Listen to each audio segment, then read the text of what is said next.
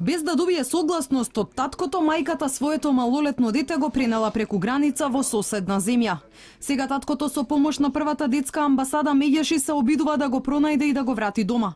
Детето кое е на предучилишна возраст е само едно од многобројните жртви на бракоразводни постапки помеѓу родителите, во кои среќата на децата наместо да биде приоритет станува предмет на докажување помеѓу мајката и таткото. Посочија од Меѓаши на денешниот меѓународен ден на СОС линиите за помош и поддршка. Вознемиреноста негова пробуваме да ја намалиме, меѓутоа не се откажуваме, пробуваме понатаму да видиме што е во наша моќ како невладина организација, соодветно да помогнеме да се заврши овој случај и детето да биде вратено во нашата држава кај првиот родител.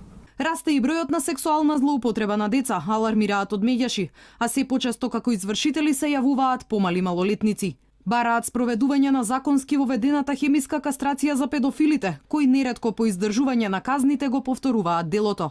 Поразително е велат што насилство е регистрирано и во училиштата, а дојавата до надлежните институции доцни. Не е дојавано на време во центрите за социјална работа и во полицијата.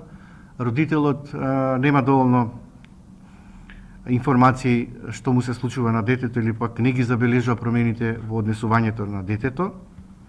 Задоцнето реагира до полицијата, а полицијата за време на викенд не ангажира судска медицина и малолетнички инспектор за да ја докаже вината. Во многу случаеви зборуваме за сексуална злоупотреба на деца. Ги замолувам воспитно-образовните институции, училиштата, пред и градинките, да не премолчуваат кога ќе откријат дека станува збор за било каква форма на насилство. Збориме и за занемарување на деца.